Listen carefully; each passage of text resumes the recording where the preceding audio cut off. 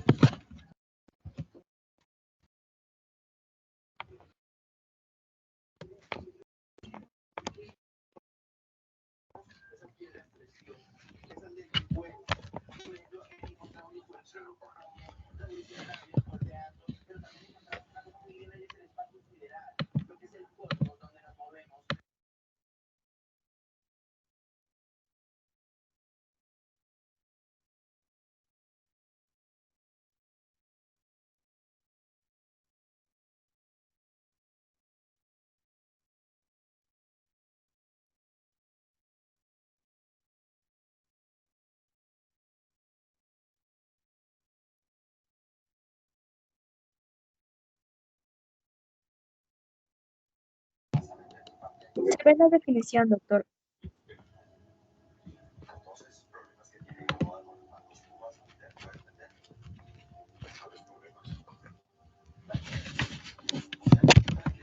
¿Ven ahora? Sí, se ve definición. Ya, a ver, voy a poner la otra. ¿Ahí ven? Sí, sí está ¿Logran ver? pasando. Ya, vamos un poco a repetir lo que ya hemos conversado. A ver, un ratito.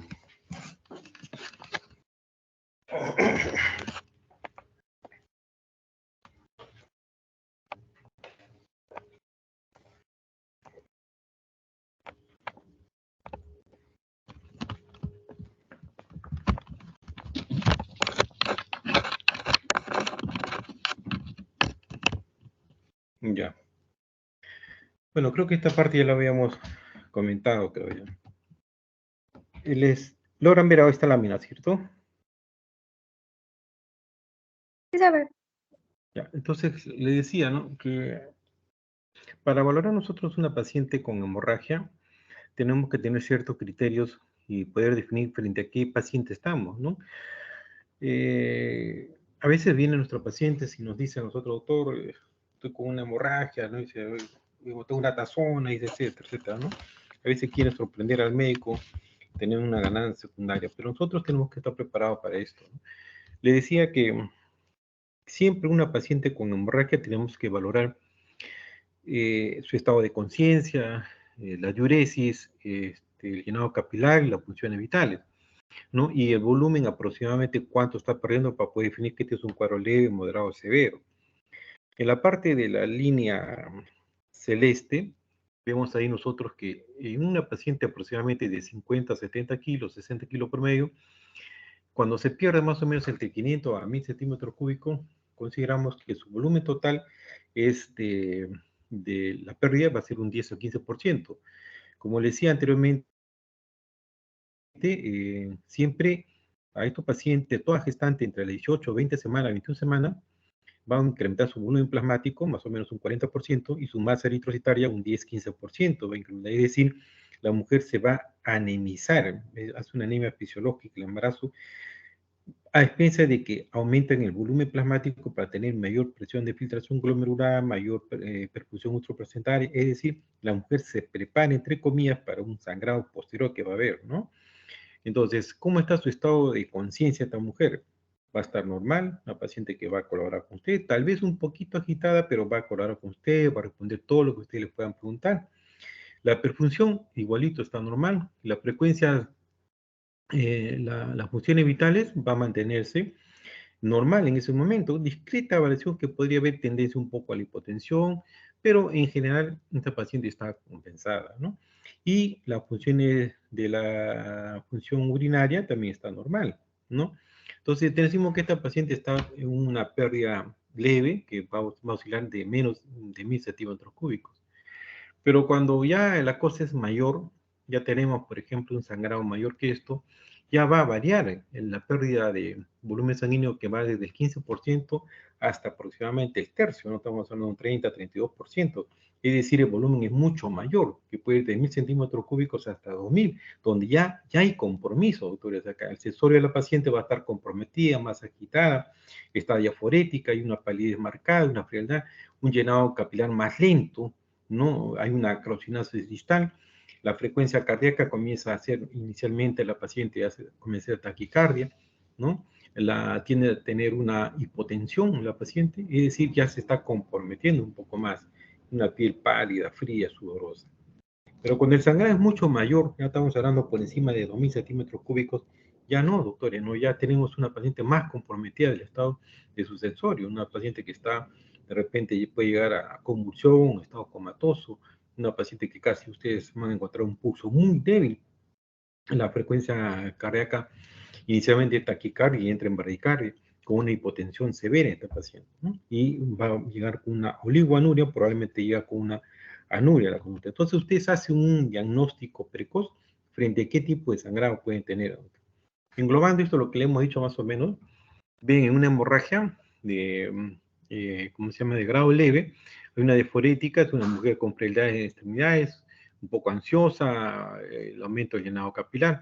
En cambio, en la moderada está más comprometida, esta señora viene hasta una oligonuria, viene con una taquicardia, taquipnea, con una hipotensión postural, y en la severa ya la paciente viene más comprometida, ¿no? Como les había mencionado anteriormente. Entonces, esta tabla es para ya entrar un poco más, antes de hablar sobre lo que es el índice de choque. Esta tabla es para ver exactamente qué cosa hay que ir pensando o cómo está preparado ante una paciente que nos puede hacer una hemorragia postparto, ¿no? Entonces, estas son las famosas 4T que ustedes les han enseñado probablemente, ¿no? La primera T corresponde a la T de tono, el tono uterino, ¿no? La segunda T que corresponde a tejido, que en conclusión es la retención de tejido que puede haber. La tercera T es de trauma, ¿no? Y la cuarta T son los factores de coagulación que es la trombina. Entonces, en la primera T, doctores, ustedes cuando tengan una paciente que tenga una sobredistensión del útero, es decir, cuando tenga, ¿qué cosa? Pues un embarazo doble, múltiple, un feto macrosómico, un feto grande, un polidramio, es decir, ha sobredistendido esa ley de Starling, ha extendido más ese útero, más de lo normal, entre comillas. Entonces, cuando evacúa este producto o cuando probablemente, pues, se dé el parto, entonces ese útero puede quedar suelto, ese útero puede quedar atónico, eso puede hipotónico y comienza el sangrado, ¿no? De igual manera, cuando hay un cuadro infeccioso, cuando existe una RPM, por ejemplo, que ha provocado una corionitis y estos gérmenes invadan, produce una infección dentro de la cavidad uterina, también es un factor condicionante para que se forme la toniotrina. Por ejemplo, ahí ven ustedes la RPM prolongada y todos los signos de corionitis, ¿no? Corionitis, fiebre, taquicardia, irritabilidad uterina, secreción purulenta, etcétera, etcétera, que ustedes conocen. Y el otro es el agotamiento muscular. ¿Qué cosa es el agotamiento muscular o el agotamiento materno? ¿No? O es lo que a veces los residentes llaman ¿cómo se llama? El trabajo de parto disfuncional. Por ejemplo, si tenemos en sala de parto una gestante que tiene 6 centímetros de dilatación, esa mujer sigue con 3, 4 contracciones en 10 minutos, con 2 cruces, buena intensidad, buena frecuencia tiene esta mujer, pero a las 2 horas sigue con 6 centímetros, a las 3 horas sigue con la misma dilatación, es decir, no avanzó, pero la contracción en la dinámica uterina, la fuerza contráctil continúa, hasta que llega un momento que ese útero pues se agota, se cansa, hay un consumo de calorías enorme, entonces, por lo tanto, entra en agotamiento esa masa muscular, ¿no? Entonces, es otro factor de riesgo para que cuando yo atienda un parto, diga, esto me puede ocurrir o esto va a ocurrir, ¿no? Entonces, cuando ustedes tengan pues un embarazo gemelar, siempre hay ese temor, siempre hay que estar preparado porque esta mujer no va a ser una atonía en su momento, ¿no? Entonces ya ven ustedes cuáles son las causas probables solamente con ver el tono, del útero nada más, ¿no? Puede ser, le están llamando ustedes en la sala de recuperación, en la sala de parto, le dice, está sangrando la paciente, y uno va y le toca la parte abdominal y encontramos un útero flácido, un útero que no está duro, no está pétreo, pues, ¿no? Entonces, muchas veces simplemente con un masaje uterino eso se va a contraer, ¿no? Y aparte otros medicamentos que lo vamos a hablar más adelante. La segunda T que corresponde a estas hemorragias postparto son la retención de tejido. ¿Qué cosa es la retención de tejido? Básicamente son la placenta, ¿cierto? Es decir, la membrana, se queda una membrana, o se queda un cotiledón, o un cotilón aberrante, o parte de la placenta se quedó, o lo que es peor, puede haber un acretismo placentario. El acretismo placentario es cuando la placenta va a provocar que se adhiera mucho más de lo normal, o sea, pasa el adhesivo, pasa el miometrio, hasta de repente lo puede perforar, y a veces uno en el intento de sacar no se da cuenta que esa placenta está completamente adherida, y en vez de hacer un bien, hacemos un daño, tratar de jalar y se va a venir en hemorragia la paciente, ¿no? Hoy en día, felizmente, tenemos ya la ecografía que a nosotros nos ayuda bastante para poder si existe o no existe un acretismo placentario, sobre todo en aquellas mujeres que han tenido cirugías previas, ¿no? Aquellas mujeres que han tenido cesáreas 1, 2, 3 veces, es un factor condicionante para que la placenta haga ese tipo de acretismo, ¿no? Es decir, entonces cuando yo tenga un útero contraído, es decir, no es el problema tónico, y el problema es una retención de membranas, mientras yo no saque esa membrana o mientras yo no haga la extracción manual de la placenta, o de repente, como decíamos, es un acretismo, si no lo toco, entonces debo de pensar de que hay una retención ahí en eso, ¿no? Entonces, si yo tengo un útero bien contraído, pero me sigue sangrando, ustedes agarran su valva, colocan, jalan el útero y comienzan a revisar la cabeza. Pero si ustedes ven, doctores, cuando traten de jalar una placenta, si esa no sale, ya no se insiste, que probablemente sí estamos hablando en un lugar donde ustedes no tienen acceso a una ecografía, pues, ¿no? Entonces, y si tiene factores de riesgo, como son cirugías previas, en este paciente son las que tenemos mayor problema por la retención de tejido placentario. El tercer grupo de esto es la otra tercera T. ¿Qué cosa es la tercera T? Es el trauma, doctores, ¿no? Ustedes habrán visto lo que han podido ver, la atención de parto. La, la atención de parto es un acto fisiológico, es un acto normal, es un descenso. El motor trata de expulsar ese móvil que tiene ahí, ¿no? De acuerdo a los efectos bioquímicos del trabajo de parto.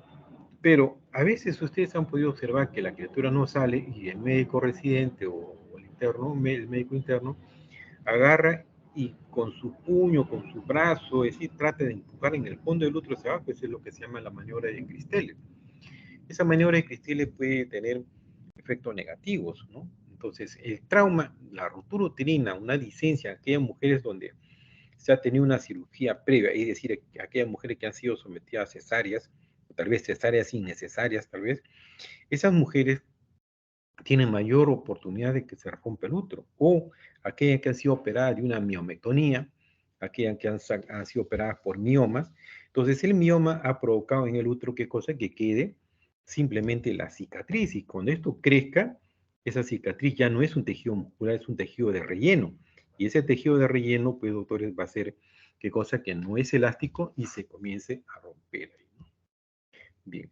Asimismo, también, por ejemplo, un desgarro del cuello del útero, ¿no? Es decir, la gestante que está ocurriendo el parto, pero no completa la dilatación y le empujan esto, le hace empujar a la por y se puede romper ese cuello del útero, ¿no? Ese cuello del útero prácticamente, pues, hay que repararlo inmediatamente porque está contraído, ustedes han visto, han sacado la placenta normal, pero sigue sangrado, ¿no? Puede ser la rotura del cuello uterino, puede ser simplemente una distocia, que ha habido una distocia de hombres y al tratar de traccionar o jalar, eso ha podido provocar, ¿qué cosa? Que se rompa, ¿no? Igual también los partos instrumentados, de aquellos que son sometidos por ejemplo, a un force, a un vacuum. El force son como dos paletas metálicas que se coloca en la cabeza del feto y se trata de traccionarlo y jalarlo hacia abajo, pero aquel que no tiene experiencia puede agarrar el cuello y lo tracciona, o la parte vaginal y lo tracciona hacia abajo, provocando, ¿qué cosa? La ruptura de esto, ¿no? O a veces agarran la pared vaginal y la pared vaginal también son desgarrados por esto. Todo eso corresponde a la hemorragia postparto, pero de tipo traumático, ¿no?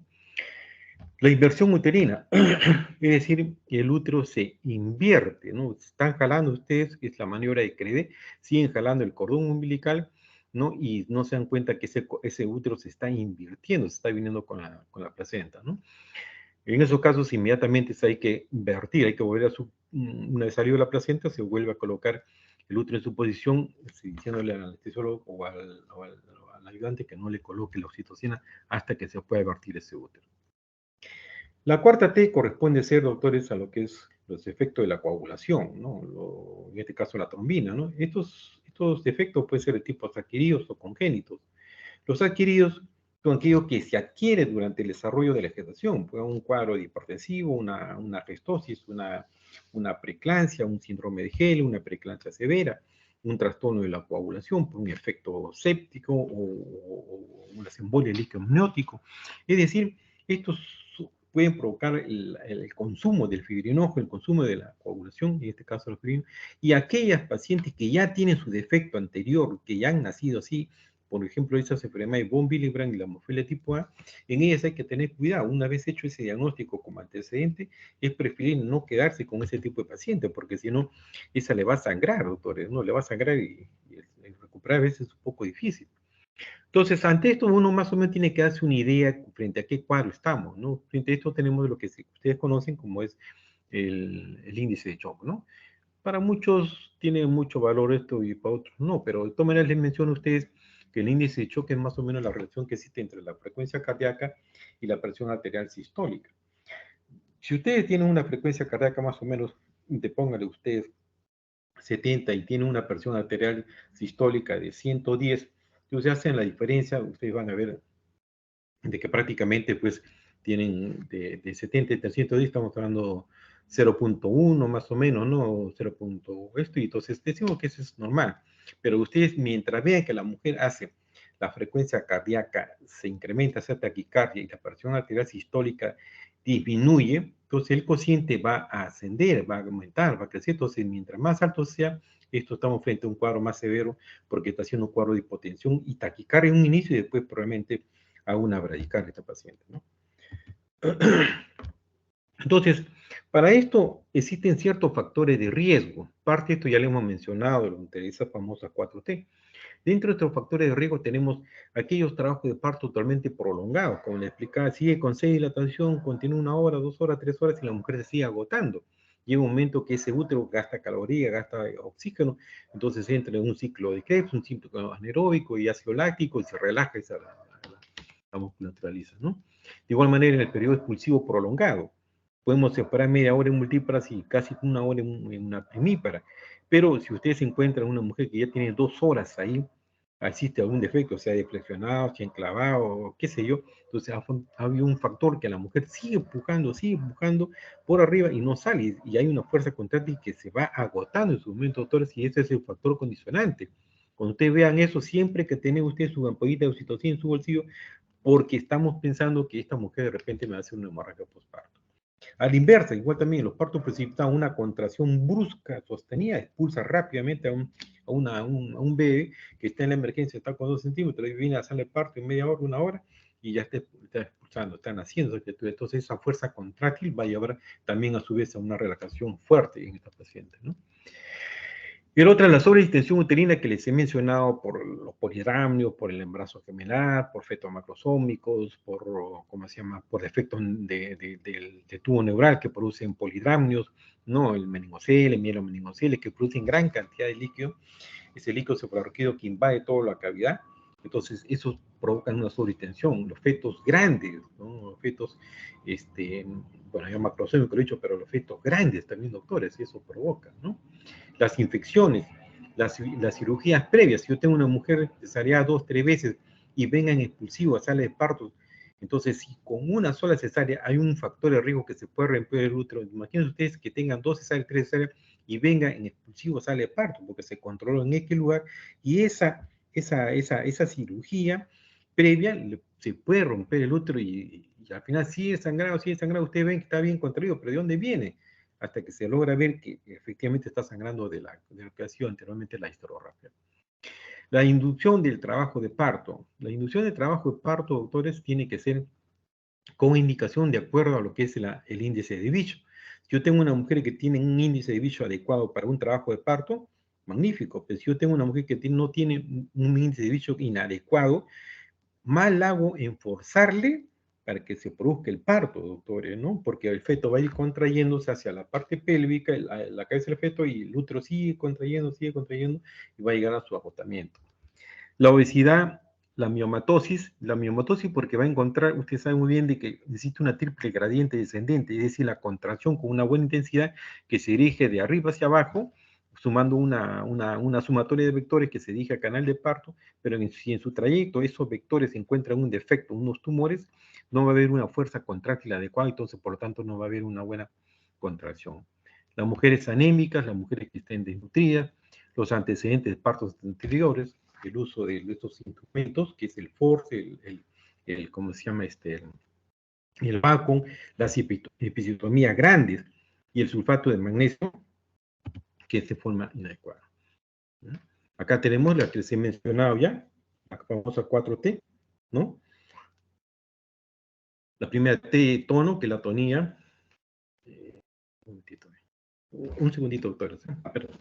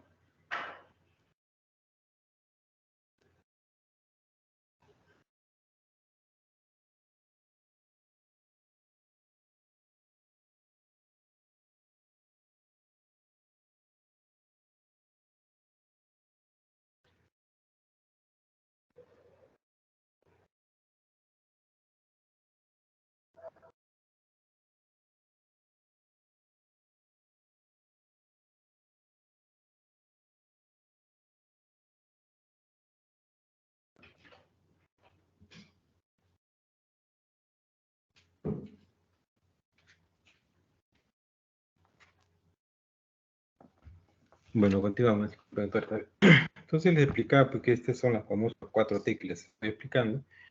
La primera T corresponde a lo que es la anatomía, la segunda T que es el tejido, la tercera T de trauma y la cuarta terminando. Esto es básicamente todo lo que tenemos que ver cuando tenemos una hemorragia postparto. Estar prevenidos, estar atentos, pero existen otras causas menores para esto, ¿no? Que se puede confundir, pero esto es básicamente. Cuando ustedes tengan una paciente en sala de partos que tenga un sangrado postparto, lo primero que tienen que pensar, lo primero de todo es el tono. Vean cómo está, si está contraído ese útero, ¿no? O si está simplemente una pequeña hipotonía, y lo cual ustedes colocan oxitocina, y cede esto, ¿no? Para el sangrado. O entra en una tonía. También ustedes pueden usar ahí lo que estoy mervetando, la oxitocina, los derivados de la ergometrina, el misoprostol, eso le va a responder muy bien, ¿no? De igual manera, cuando hay retención, ustedes tienen que ir, revisar la cavidad con una pinza Fester, agarran una pinza, ustedes creen que ha salido incompleta esa placenta, y se hace un escobillonaje con la pinza Fester y se comienza a limpiar toda la cavidad uterina, y eso le va a parar. Pero si están frente a un cuadro de un acretismo, mejor ni lo toque, doctores, ¿no? O una retención placentaria, ustedes agarran, colocan un relajante, introduce una mano a la cavidad uterina y va tratando de desprender la placenta ahí adentro en forma lenta y con otra mano ir traccionando hacia abajo. Y pero si tenemos una paciente que este útero está contraído, que se han hecho el alumbramiento, la cara fetal, y ven que todo está completo y ese útero está contraído, pero sigue sangrando esta mujer. Lo que se hace inmediatamente es colocar un par de vasos y lo primero que tenemos que buscar es el cuello. Si ha habido un desgarro del cuello, una ruptura uterina por una mala presentación o de repente por un material, un instrumento que hemos colocado en forma inadecuada. Entonces procede a suturar la zona o revisar la pared de la vagina si existe, ¿no? O de repente fue una episiotomía grande, ¿no? Una episiotomía grande que se va en todos los planos profundos. De igual manera que se hace con cada bala y se va haciendo los puntos hemostáticos del lugar donde está comprometido, ¿no? Y el otro, el factor que puede ser adquirido o puede ser congénito, el factor de lo que es la trombina, ¿no? Entonces, en conclusión, tenemos que nosotros decimos que un sangrado vaginal no debe pasar más o menos de 500 centímetros cúbicos y por vía alta no debe sobrepasar más o menos de 1000 centímetros cúbicos, ¿no? Entonces, tenemos que valorar a nuestro paciente postparto, inmediatamente pedirle lo que es el control de hemoglobina de forma temprana o tardía, dependiendo de lo que ustedes van a valorar en nuestro paciente, ¿no? Esto es un poco también recordando lo que es la atonía, ¿no?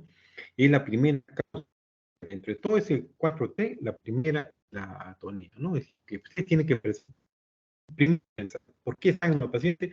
Probablemente esté en hipotonía o atonía esa paciente.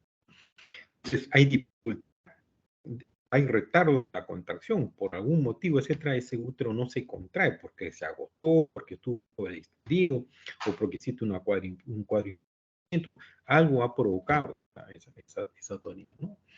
Se presenta sobre todo, como ya le dije, en polidramio, en feto macrosómico, en el trabajo de parto prolongado, solo que es el agotamiento, ¿no?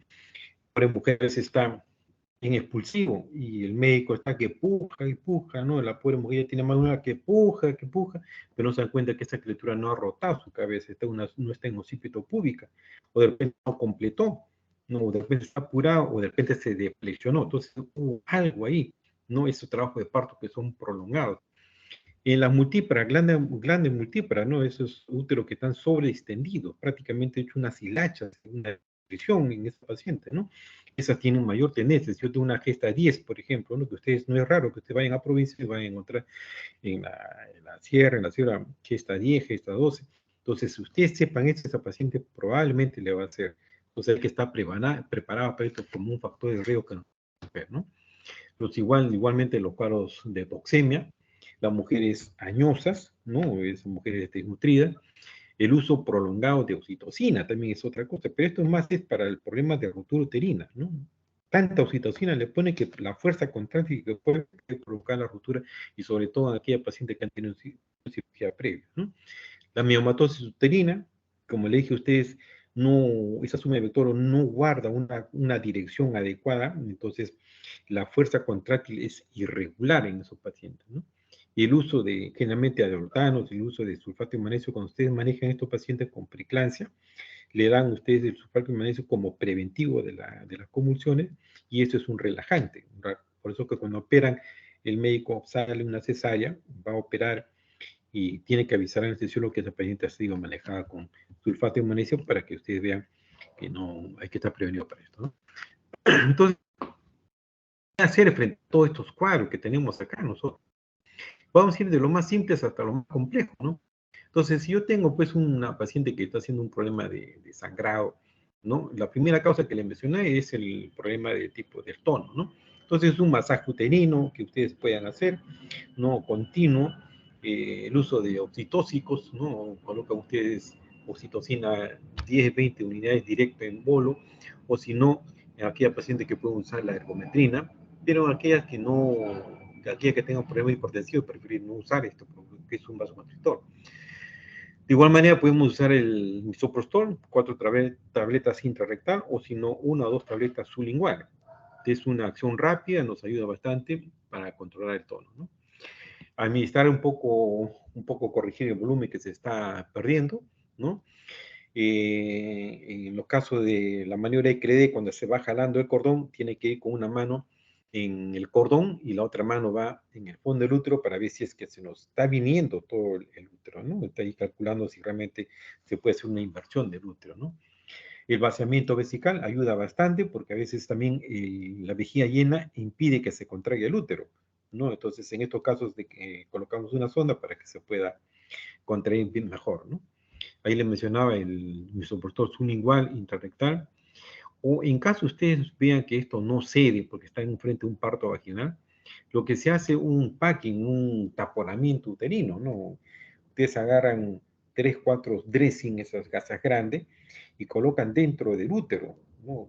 Van notando cuánto van colocando y se pone a presión en el fondo del útero, y eso es lo que se conoce como un packing o un balón. Colocan ustedes una sonda vesical y lo llevan, lo mismo, porque eso es un globo resistente que puede llegar a 80, 90 centímetros cúbicos, colocan dentro de la cavidad uterina para que hagan un taponamiento, ¿no? También cuando tengamos esos casos y eso no se da, entonces un consejo que siempre le doy a los alumnos es que ustedes colocan un par de valvas y traccionan el labio anterior y posterior, lo traccionan bien, y en horas de reloj, más o menos en horas 3 y horas 9, van a colocar la pinza Fester, traccionan y comprimen ahí, porque a nivel de ese lugar se está produciendo lo que es la entrada de la arteria uterina que va a ascender por la cara lateral que se va hacia el fondo del útero. Entonces ustedes comprimen o taponan esa, clampan la uterina, entonces el sangrado va a disminuir y de esa manera ustedes podrán transferir o llevarse a la operación, lo que fuese, pero ya de una manera u otra se están corrigiendo. Si estamos frente, es decir, estamos en sala de parto, frente a un parto vaginal, etcétera, etcétera, pues si estamos frente a una cirugía, ya esto ya le corresponde pues al médico y especialista, al cirujano que está operando, ¿no? Lo que hace el doctor, hace una ligadura de la arteria uterina, baja el sangrado, ¿no? Dependiendo de la naturaleza, porque si yo tengo una tonía, entonces me va a disminuir, pero hay un riesgo que ver. Si en caso esto falla, le hacemos un empaquetamiento, ustedes han visto como un tamalito se hace, eso se llama el punto de Belinche. Este punto de Belinche es como un tamal, agarramos con el crómico número 1 y presionamos al útero, ¿no? De esa manera ayuda bastante. Aún si esto falla, doctores, tienen ustedes la ligadura lipogástrica. Bueno, por eso digo, eso ya es parte ya del especialista, les menciono porque eso lo hacen mucha gente, ¿no? Ir a identificar en la fosita ovárica, agarrar, buscar la arteria hipogástrica, entonces se liga y eso baja, ¿no? Pero ya en otros extremos mucho mayor, doctores, muy al margen de la edad, y ustedes están viendo que se está comprometiendo las funciones vitales, el estado hemodinámico de la paciente, y hay un riesgo de muerte, entonces ya lo único que tenemos que hacer es hacer una histerectomía, ¿no? Como les vuelvo a repetir, muy al margen de la edad, ¿no? Muy al margen, puede ser una mujer joven, pero he hecho todas mis maniobras que corresponden y veo que me está fallando y he hecho hasta la ligadura, entonces tengo que irme a la histerectomía, ¿no? El segundo punto, como ya hemos mencionado, era lo que correspondía a lo que es tejido, ¿no? Es decir, básicamente lo que es tejido, pues lógicamente de lo que es la placenta, ¿no? Parte de la placenta, membranas, cotiledones, es decir, es el tejido que está comprometido, es un tejido, entre comillas, vamos a poner un tejido extraño para la paciente, ¿no? En este caso, por ejemplo, puede haber cotiledones aberrantes que se han quedado al fondo, un alumbramiento incompleto, se han quedado membranas corio y amnio, se han quedado adentro, un acretismo placentario, ¿no? Vuelvo a repetir, el acretismo placentario es la implantación y es hasta la perforación de la pared uterina. Entonces eso no lo van a poder sacar, doctores, eso va, ni intentarlo sacarlo, no, ni es necesario, porque eso va directamente a la histerectomía. Y la placenta previa, generalmente le pongo acá la placenta previa, pero en realidad en la placenta previa rara vez que se puede membrar, salvo que haya una placenta previa con acretismo placentario, ¿no? Entonces, eso es lo que corresponde a hacer, ¿cómo se llama? La segunda causa de hemorragia postparto, que es la de tejido, ¿no? Ven ustedes que la primera corrigen, ven que ustedes que está bien ese tono, sigue sangrando, van a revisar ustedes su cavidad del útero, revisen su placenta, vean cómo está. No hay nada acá en esto, dice el autor, todo está completo, esa placenta no tiene nada, entonces me voy a pensar en otro tipo ya de trauma. Antes de esto tenemos, como les vuelvo a repetir, el acretismo, ¿no? Como dice ahí, el acretismo es la inserción anormal de una parte o toda la placenta, ¿no? Con ausencia total o parcial del adhesivo basal. y con una anormalidad de la caduca verdadera, es decir, la penetración de las vellosidades coriales a la pared uterina. Es decir, estas vellosidades coriales de esta placenta se va a ir perforando, penetrando, adheriendo, sometiéndose, no sé, lo que ustedes quieran denominar, cualquier sinónimo, pero la idea es que me entienda que esa placenta se va adheriendo cada vez más y más y es difícil después sacar, ¿no? Esos pacientes se van directamente a la histerectomía. ¿En quiénes se va a ver más eso? Cuando ustedes tengan pacientes que me puede hacer una hemorragia, que yo tengo una paciente que de repente tiene un peso adecuado a su criatura, tiene 200, veo que la placenta está, ¿cómo se llama? Una inserción baja, o de repente hay cierto grado de creatismo, entonces tengo que pensar, pero ¿en quién es? ¿Es una mujer múltiple, es una mujer añosa, es un cesárea anterior, placenta previa? ¿No? Es decir, algo que me empuja a pensar que yo pueda estar frente a un cuadro que probablemente sea una hemorragia postparto. Entonces, esa retención placentaria es cuando no se separa totalmente, ¿no? Esperamos más o menos un tiempo prudencial de media hora 30, o 40 minutos para un expulsivo. Normalmente antes lo que hacíamos era eso, ¿no? Esperábamos un tiempo prudencial de 30, 40 minutos que se produzca el alumbramiento en forma natural, ¿no? El alumbramiento que se produzca en forma espontánea, ¿no? Ya sea por la cara total, que es la operación de Schultz, o si no se venía de costado, que era la operación de Duncan, veíamos el sangrado, con el sangrado, cómo se contrae el útero, los signos que aparecían, etcétera, etcétera. Entonces nosotros decíamos, esto está bien normal, pero cuando esto pasa más de una hora, oye, esto no sale, entonces hay algo que sale, o el cuello se cerró antes de, entonces quedó atrapada la placenta adentro, está suelta, pero está atrapada, o de repente esa placenta está adherida a una de las paredes ahí, ¿no? Entonces eso va a provocar un sangrado, doctores, ¿no? El sangrado es abundante, existe la posibilidad de un acletismo. Cuando vean ustedes eso, hay que pensar que de repente hay un acletismo ahí.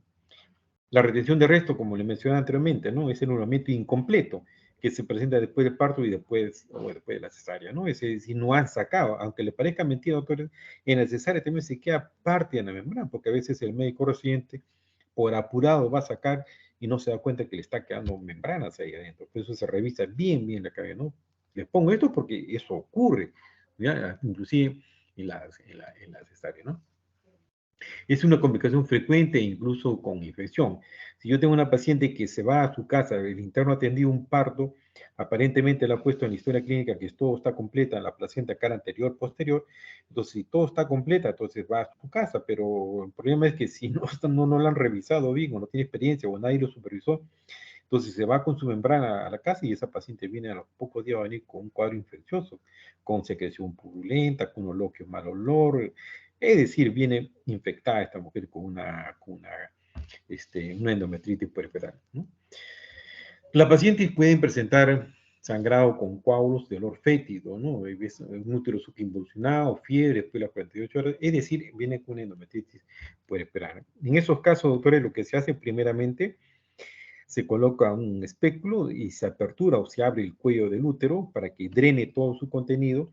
Después de 2 dosis de antibióticos, va a hacer operaciones para hacer su legrado uterino puerperal, ¿no? Evidentemente se va a colocar pues todos los antibióticos, oxitocina para que se contraiga ese útero. Acá ven ustedes una lámina más o menos, esto es algo esquemático para que vean lo que es la placenta increta, percreta, ¿no? La placenta, la primera que ven ustedes hacia la mano izquierda, la placenta normal, ustedes van a ver ese tejido endometrial que se transformó en tejido residual, posteriormente más abajo el memetrio y la serosa, ¿no? Y por encima está la placenta. Y en el número 1, que es el grado de acretismo, que se llama placenta creta, cuando esto ya está comprometiendo, esa placenta va a penetrar un poco hacia las primeras fibras musculares. Y la increta ya está compromiso mayor que llega hasta el miometrio y la percreta que lo va a perforar, ¿no? Es decir, vean ustedes cómo esa placenta, ¿a alguien se le va a ocurrir sacar una placenta increta, percreta? Imagínense sacar eso ustedes, una hemorragia masiva y eso ya, si no actúan rápido, el paciente se nos puede ir, ¿no? La otra causa de T, que era de trauma, como le decía, ¿no? Son todos los cuadros, como su nombre dice, traumáticos, un golpe, una caída, un accidente de tránsito, un choque, un desgarro, o aquellas episiotomías grandes, ¿no? Aquellas mujeres que tengan, se les haya roto o hay una dehiscencia de electrografia anterior, ¿no? Los partos instrumentados, las maniobras de Cristeli, es decir, todo aquel que sea un cuadro traumático en el trabajo de parto, va a provocar, o hay que tener presente que nos puede hacer una hemorragia de efecto traumático, doctores, ¿no? Como les decía inicialmente, la primera causa es la atonía. Revisan ustedes si ese útero está flácido, qué sé yo, magnífico. Pero si está contraído, entonces la segunda causa dijo, ya voy a revisar entonces la cavidad porque es de tejido. Depende de que un parte de tejido. Reviso, no hay nada, no encuentro nada. Entonces la tercera causa acá puede ser los efectos traumáticos, es decir, los desgarros. Cuando el feto no rota bien en canal vaginal, se desgarra la vagina, la cara anterior, posterior, etcétera, etcétera, las laceraciones, las episiotomías grandes o las episiotomías dobles. A veces hacen porque el feto es tan grande, no gira bien, le hacen episiotomía doble a la mujer, ¿no? O el sangrado oculto. Este sangrado oculto es más peligroso porque se diseca hasta el retroperitoneo. ¿En qué caso? Cuando se hace una episiotomía grande y no se repara bien, se deja el vaso sangrando y esa sangre se va disecando por la parte posterior al retroperitoneo. Y vemos que la mujer ya no sangra. Ya el útero está contraído, la placenta bien, veo si el piso está normal, pero sin embargo la paciente se está comprometiendo más y más. Comienza a ver tiaforesis, hipotensión, taquicardia, que fin. Y se toma una ecografía y vemos de que existe un coágulo detrás del peritoneo, que hay que entrar a sala inmediatamente con esa paciente, ¿no? Eso tampoco es raro, doctores. Hemos tenido casos nosotros ahora poco en el hospital, ese tipo de lesión. A Dios gracias se hizo el diagnóstico temprano, ¿no? La ruptura uterina, aquellos lugares donde ha sido pues mal operada, entre comillas. ¿Qué significa esto? Ustedes, bueno, la mayoría que está entrando a sala, que, que están viendo una cesárea, que están viendo un parto, ¿no? Bueno, algunos alumnos que están rotando conmigo, hemos tenido la oportunidad de entrar en la sala. Entonces, cuando el médico residente está operando, corta su pie, corta el tejido celular, llega a la aponeurosis, abre el músculo, abre lo que es el peritoneo parietal, y vamos a encontrar abajo ya el útero, y se toca para ver que ese segmento esté delgado. Entonces el útero está forrado por una membrana que es el peritoneo visceral. Entonces todo ese el corte que se hace el útero, ese se llama histerotomía. Pero la histerotomía, doctores, se realiza en la zona del segmento. ¿Qué cosa es el segmento? El segmento es la elongación de lo que fue el istmo. Es decir, ¿qué es el istmo? Es la unión que existe entre lo que es el cuello y el cuerpo. Ese istmo se elonga, o sea, crece, y eso se llama segmento. Y la incisión de la histerotomía tiene que hacerse en ese lugar. Pero lamentablemente, pues a veces los muchachos no hacen una incisión en ese lugar, hacen una segmentaria corporal, es decir, es por encima del segmento. Entonces, por encima del segmento tiene mayor riesgo que esto se pueda romper, porque están haciendo en un lugar donde no están tantas fibras elásticas que tiene ahí, ¿no? Es decir, hacen una estereografía corporal o segmentaria o transversa, ¿no? Hacen más arriba inclusive. Y en algunos casos se hace en forma, vamos a decirle, normal para que se pueda entender. Pero, Normita, estoy en clase, es un ratito te llamo, ¿ya? Te llamo un ratito, Norma. Te llamo un ratito, estoy en clases. Ya, ya. Entonces, eso tenemos que ver, ¿no? Porque a veces, como le digo, se hace una incisión transversa, una incisión corporal arriba, porque cuando tenemos una placenta previa total con atletismo, es preferible sacar el feto por arriba, sabiendo que le vamos a ir a hacer una histerectomía, ¿no? Bueno, en los partos instrumentados, como le mencioné, en los partos instrumentados tenemos qué cosas, doctores. Tenemos, por un lado, tenemos lo que es el uso del vacuum, el esfuerzo mal colocado, ¿no? Como decía inicialmente, ese force son dos paletas metálicas que se colocan en el feto en la región temporoparietal de ambos lados, se traccionan hacia abajo, pero si el operador no sabe y coloca sobre el cuello del útero de la mujer y lo va a desgarrar, o coloca sobre la muerde la pared de la vagina, igualito, ¿no? O el vacuum es como una ventosa, como un chupón que se coloca en la región de la cabeza de la criatura y se tracciona hacia abajo. Pero también hemos visto que hay gente que no sabe colocar y a veces ha provocado desgarro del cuello, ¿no? La hiperestimulación uterina, la gran cantidad de oxitocina que le dan o no lo controlan, se abre la llave y eso provoca qué cosa, lo provoca una superestimulación. La maniobra de Christeller, ¿no? Esa maniobra que yo le decía que el interno, el residente o el alumno, a veces desesperados que no sale la criatura, van hacia arriba, al fondo del útero, comprimen su puño y empujan hacia abajo. Usted ha visto en la cesárea que pero ya tenemos de salida. Y en alguna oportunidad tuve ¿cómo se llama? La mala suerte, vamos a decir, entre comillas, de ver a un X persona que hasta la rodilla lo puso, se subió encima de la mujer, la rodilla lo puso, ¿no? Lógicamente tuvimos que llamarle la atención muy fuerte, ¿no? Porque a él no le gusta que se pongan encima y le hagan lo mismo, ¿no? Esos no son criterios obstétricos, doctores. Esa es la persona que no estudia, no sabe lo que es un mecanismo de trabajo de parto. La inversión uterina, es decir, todo esto que ya les he mencionado anteriormente. Y lo que es la cuarta T, que tiene que ver con la trombina o los factores de coagulación, que puede ser de tipo congénito o adquirido, ¿no? El congénito es una enfermedad de von Willebrand, la hemofilia, y las adquiridas son las que en el desarrollo del embarazo se han presentado, un cuadro de gel, preeclampsia, una toxemia, una embolia del líquido amniótico en el expulsivo, un cuadro séptico, es decir, un DPP, todo eso puede provocar, ¿qué cosa? Las alteraciones de la coagulación, ¿no?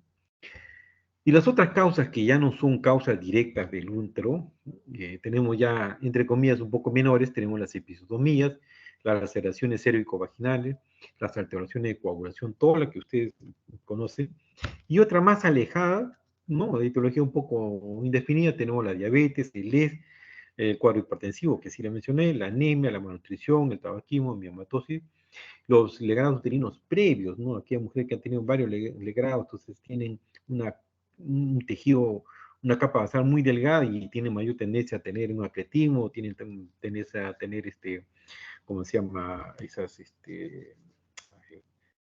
Se me fue ahorita la palabra, cuando se pega el útero, entonces queda delgada la decido, entonces eso provoca al final un parto que no se contraiga. El síndrome de Hashimoto, perdón. El diagnóstico, como en toda patología, tiene que ser clínico. El médico tiene que estar preparado, no solamente de que venga la paciente, tiene que estar preparado cuando lo tenga usted en su consulta. Cuando usted tenga una paciente que tenga 3 hijos ahí en su barriga, usted tiene que ir pensando que esta mujer me puede hacer una atonía. ¿Se da cuenta? Si yo tengo una mujer que tiene un feto grande, que me está pesando 5 kilos y pico, también tengo que pensar. O si esta mujer tiene una malformación del tubo neural, tiene una malformación y tenga polidramio. Entonces, son factores de riesgo que yo tengo que ir pensando. Cesárea anterior, mujer que ha tenido sangrados anteriores, mujer que ha tenido legrado, tenido retención, mujer que ha tenido o ha sido operada de miomectomías. Es decir, algo que me empuje a pensar a mí que esta mujer me va a hacer cualquier problema postparto me pueda tener. Entonces, tengo que estar por una parte prevenido. Y dentro de los exámenes, primero, como le digo, va a la cabeza lo que es el criterio clínico, lo que nos puede decir nuestra paciente y lo que nosotros veamos ahí, ¿no? Puede tenerse un parto en domicilio, venga al hospital, entonces tenemos que calcular más o menos cuánto volumen se ha podido perder de acuerdo a la clínica, sin exámenes todavía, doctores, porque hay un defecto tiene que de frente los análisis le piden, no, para eso estamos formados nosotros, es la parte clínica, es la diferencia del médico que tiene que tener con otras especialidades, ¿no? De igual manera, ya secundariamente van haciendo sus exámenes en el laboratorio, lo más importante, ¿no? El hemograma, tiempo de coagulación de sangría, grupo sanguíneo, el hemograma, es decir, todo lo que nos va a ayudar para este tipo de pacientes, ¿no? La ecografía. La ecografía, ¿en qué casos sobre todo, no? En casos, por ejemplo, cuando hay retención de membranas, en caso de acretismo, ¿no? En caso de placentas previas, que yo tengo una mujer con placenta previa, en su desarrollo de su embarazo, entonces no me puedo quedar con, si estoy lejos, no me puedo quedar con esa paciente, ¿no? La radiografía, la resonancia, la fotometría Doppler cuando tenemos el embarazo ahí, ¿no? Eso, todo eso aunado nos da un criterio más o menos, o una sospecha que puede estar frente a un cuadro de una hemorragia postparto, ¿no?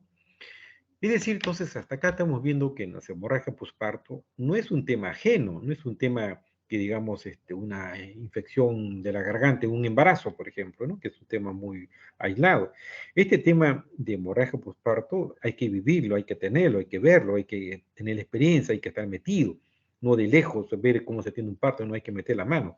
Entonces, en la medida que ustedes vean y van después comiencen a leer, porque ustedes lo tienen en internet, hoy en día lo tienen en internet, lo tienen en la mano todo el mundo, y lean, van a ver que esto no es un cuadro tan simple, o de repente es tan simple, pero tenemos que sacar ese cuadro que si no lo sabemos de acá, vamos a tener un desenlace fatal.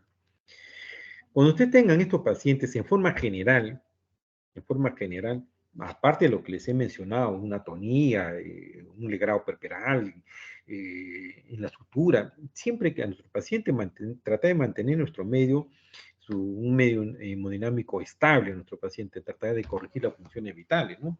Tanto con en su medio interno, tanto el equilibrio hidroelectrolítico, ¿no? Aunque le parezca mentira, esa paciente tiende a ir a ¿cómo se llama? Una acidosis metabólica, por toda esa pérdida que ustedes van a ir viendo. Entonces le hacemos un AGA, le hacemos un electrolito a nuestro paciente, ¿no? Abril dice acá una o dos vías, una probablemente para la vía, para un expansor plasmático o para un cristaloide, y la otra vía para la sangre, ¿no? O para un plasma, lo que ustedes crean en el momento, según su criterio, que estamos frente a un criopestado y consumo de coagulación, consumo de los procesos de coagulación, ¿no? Entonces, teniendo dos vías es más manejable, como decimos vulgarmente, más mejor, si me quieren entender, ¿no? Para que tener nuestro paciente ahí, mantener nuestro medio interno, mantener su estado hemodinámico, mantener ¿cómo se llama? Su llenado capilar, mantener la función renal, su estado de conciencia en nuestro paciente, ¿no? Ver bien de eso, ¿no? Se coloca su oxígeno, su sonda vesical para ir midiendo la diuresis, ¿no? Evitar la hipotermia, aunque le parezca mentira, es un cuidado de enfermería que nos ayuda bastante manteniendo la hipotermia. Evitar la coagulación, es decir, pidiendo los exámenes pertinentes para evitar esto, ¿no? Mantener el gasto cardíaco, como digo ahí, las funciones vitales, y evitar la acidosis, no hipocalemia, y la hipopotasemia, ¿no? Bien.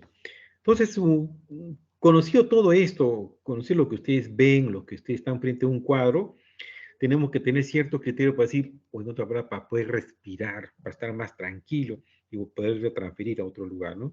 Que nuestra hemoglobina esté por encima de 7.5, lo ideal sea por encima de 8, la plaqueta que esté por encima de 50.000, fibrinógeno mayor de 100, el tiempo protomina menor de 1.5 veces del valor normal, ¿no? Evitar la corrosión, su diuresis, que tenga buena diuresis esta mujer, ¿no? Y las funciones vitales estables. Eso es el primer objetivo que ustedes tienen que tener ante nuestros pacientes antes que ocurra otra cosa mayor, ¿no? Identificando siempre qué cosa está ocurriendo o qué cosa ocurrió, porque si viene una paciente en expulsivo, ustedes no saben, nunca la han visto y viene de frente a sala de parto, entonces ocurre este desenlace, entonces hay que buscar inmediatamente nuestro criterio clínico, buscar dónde está el problema, ¿no? Es una retención placentaria, ¿cómo se llama? Se quedó membranas, o de repente ese útero está atónico, o de repente ven que usted está colgando la placenta y no ha salido, o ese útero se ha invertido. Entonces, el criterio clínico es inmediato y aparte usted tiene que ordenar a su técnico, enfermera que tenga costado, abriendo la vía, colocando, el médico ordena, el médico es el piloto, es el que dirige ante estos cuadros, que no se meta todo el mundo, en ese momento todo el mundo mete su mano, es un desorden, un caos, una hace la receta, el otro el análisis, los dos quieren hacer los análisis, es decir, el médico tiene que comandar esto, doctores, ¿ya? Bien, estos son algunos medicamentos que se utilizan, ¿no? Si lo pongo solamente para que ustedes tengan conocimiento, la oxitocina, más común usado, el derivado del coenzymo de centeno, la ergometrina, el metergin, la carbetocina. Antes se hablaba que la carbetocina era totalmente selectiva, pero no es tan así como lo presenta, ¿no? Pero es muy bueno, nos ayuda bastante, ¿no? Esta prostaglandina bisoprostol por vía intrarrectal se puede colocar, o si no, sublingual, nos ayuda bastante, ¿no? Y gluconato de calcio de acuerdo a cómo estamos frente a un cuadro, si lo estamos pasando sangre o no.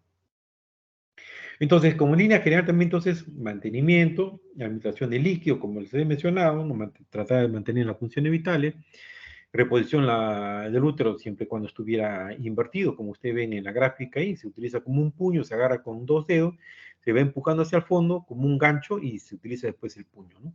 En ese momento no se debe colocar oxitocina, ya se coloca un diazepam con atropina y se va involucionando, perdón, se va invirtiendo el útero de nuevo como estuvo, ¿no? Entonces, ya una vez que esto ocurre y ya lo han puesto en su posición, ya recién podemos utilizar los oxitóxicos en esa paciente, ¿no? Bien, entonces, cuando yo tenga comodidad profiláctica, yo tengo que ver a mis pacientes, doctores. Entonces, hagan su control prenatal donde estén trabajando o en el lugar donde estén. Primero, hacer su diagnóstico geográfico, su topográfico, a ver qué accesibilidad tienen ustedes para traer una paciente, ya sea por el río, ya sea por el mar, ya sea por aire, ya sea por la carretera.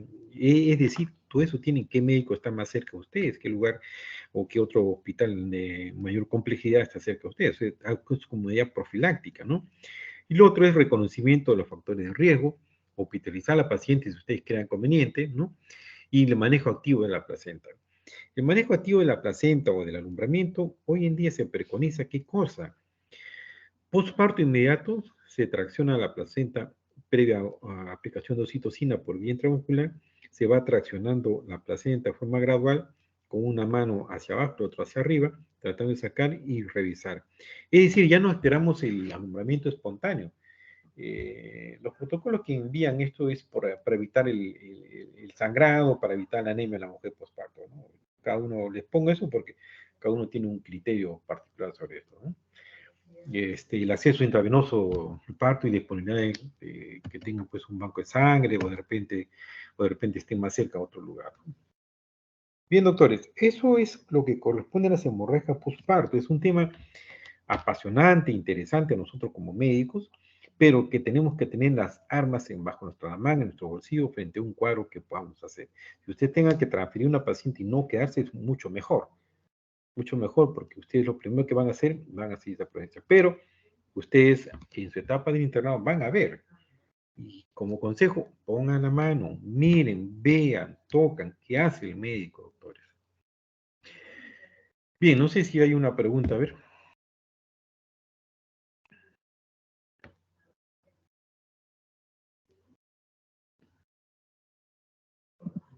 ¿Alguna pregunta, a ver, doctores? ¿O no está Parece claro? que no hay duda. O está claro todo o no está nada claro, pues. Lo vuelvo a repetir, doctores, este es un tema, para el que vive de esto, realmente es un tema muy bonito, ¿cierto? Para nosotros, pero no para la paciente, pues, ¿no? El estrés que pasa el médico acá, una cosa es la parte teórica y otra cosa es estar ahí en ese momento, el sangrado, esa paciente que está ahí frente a nosotros puede ser nuestra madre, nuestra esposa, nuestra hija, nuestra hermana puede ser, entonces hay que tratarlo con ese cariño a esa paciente. Bien, doctores, si no hay preguntas, nos quedamos ahí. Queda agradecerles a todos ustedes por escuchar el tema. Muchas gracias, doctor. Gracias, doctor. Gracias, doctor.